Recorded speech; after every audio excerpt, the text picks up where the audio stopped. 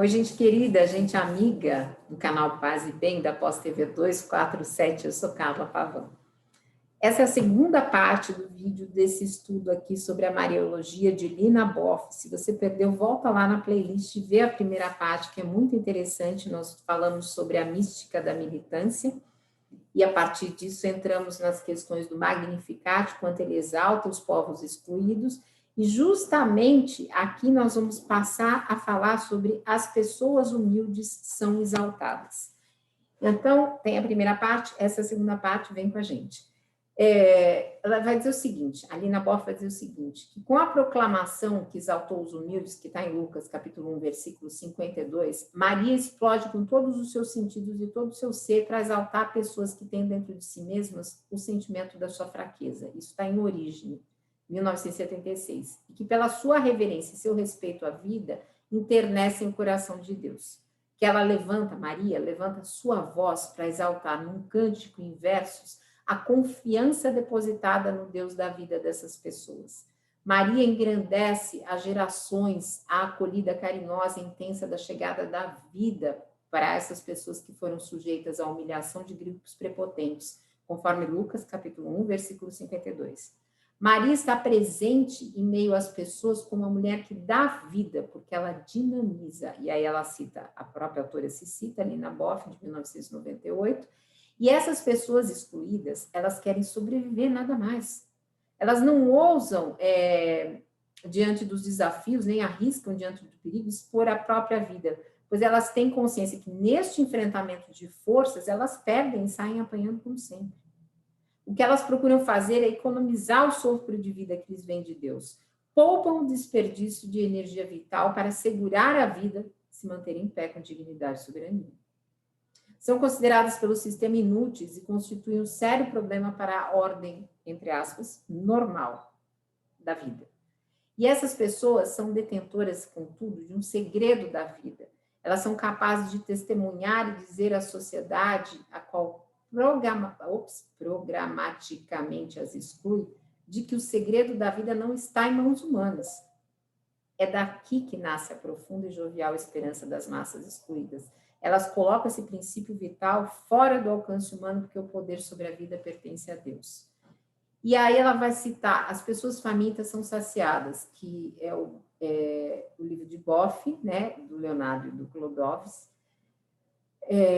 de 1986. E ela vai dizer o seguinte, com a afirmação pública, os famintos ele cobriu de bens, Lucas, capítulo 1, versículo 53, Maria garante da parte de Deus da vida a grande quantidade de bens que satisfaz a fome e a sede das massas excluídas e deixa entrever nas suas palavras e na sua voz de mãe da vida que as pessoas famintas não se saciam só a fome, mas a fome, a sede, os sentimentos, os desejos, a comunhão e a participação. E com essa atitude profética, Maria vai afirmar que o Deus da vida cobre essas massas excluídas de alimento, de víveres, que criam condições sociais de fazer a experiência da felicidade coletiva dos filhos e filhas de Deus e se estende às massas, por cima das massas excluídas, num gesto de brandura da sua palavra, anunciando uma boa nova que é integral.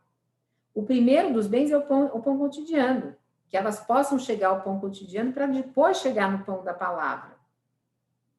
Mas atingir esse próprio Jesus que se doa como alimento.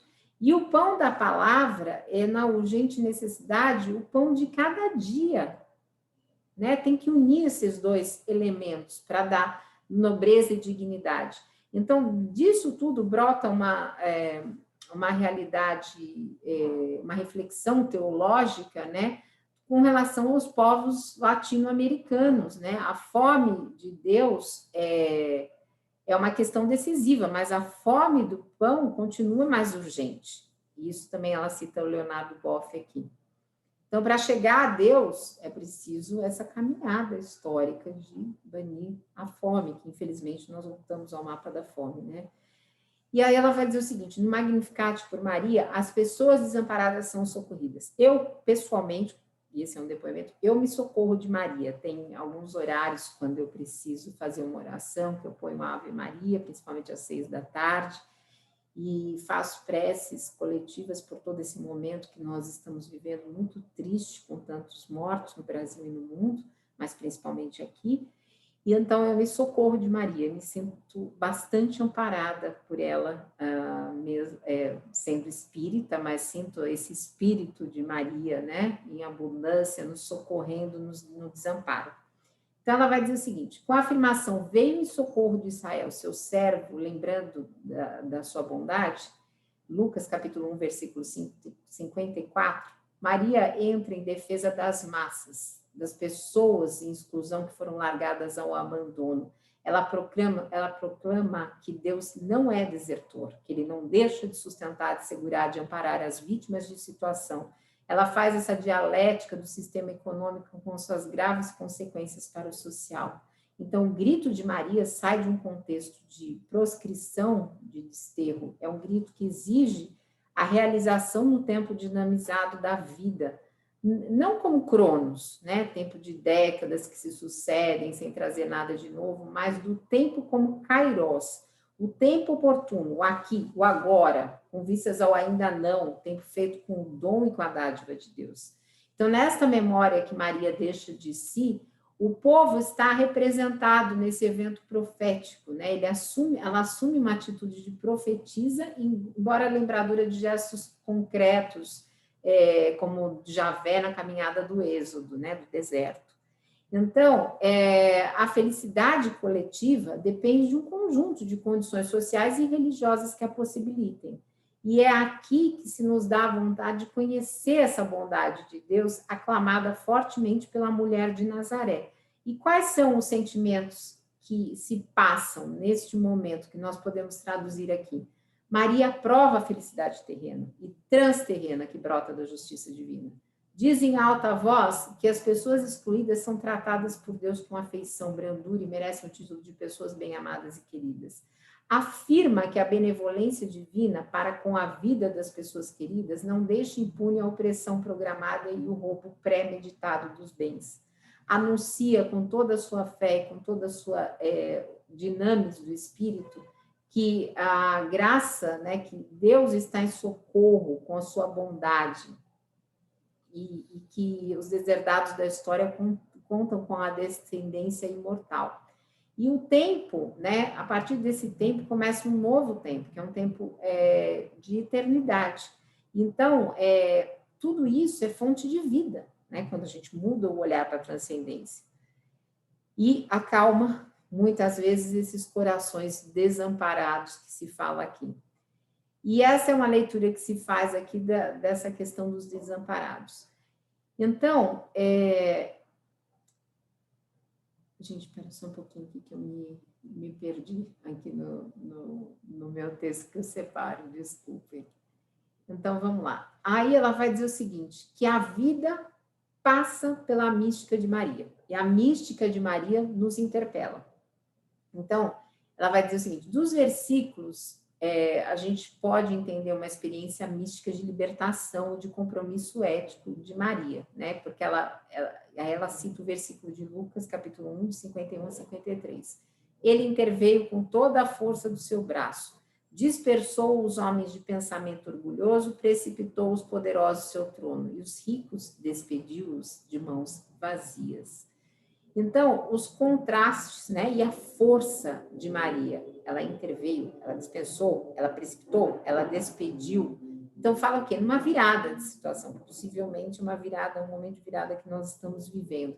Então, esses pobres, eles enchem até as bordas da taça do banquete do reino, né, e se faz visível as situações históricas que eles estão nesse serviço, né? Essas situações são indicadoras de um reino que dá para vir.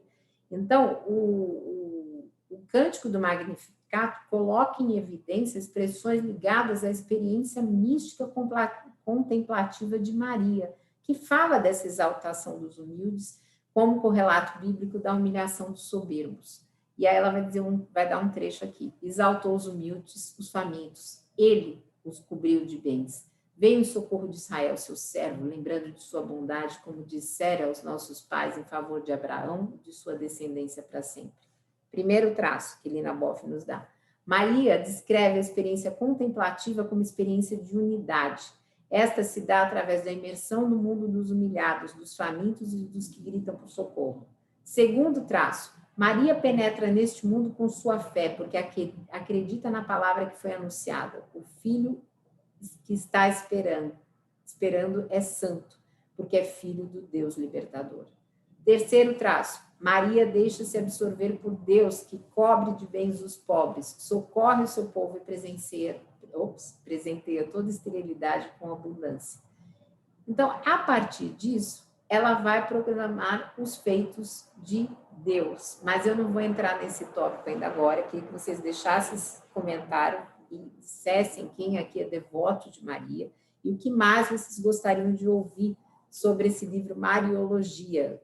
Não tem problema quem não tem o livro, mas tem resumo aí na internet que vocês podem olhar. Tem Caminhos do Espiritismo pedindo que vocês nos ajudem, espíritas, a fazermos essa resistência ao movimento conservador, que é exatamente esse movimento que não acolhe os pobres, ou muitas vezes acolhe com uma cesta básica. Não estamos criticando quem dá a cesta básica, mas às vezes existe essa necessidade. Nós sabemos de sermos atores políticos nesse mundo, e essas pessoas muitas vezes não têm essa visão. Então, ajudem os conteúdos progressistas do Sejus, que é o Coletivo de Estudos Espiritismo e Justiça Social, a subirem com a sua visualização, com o seu like, assim como tudo aquilo que a gente tem aqui no canal Paz e Bem. Se inscrevam nos canais da Pós TV 247, do Paz e Bem, o Sejus tem seu canal, a ABPE tem canal, a Pampédia tem canal. Estejam conosco. Um beijo grande, muito obrigada e paz e bem, gente.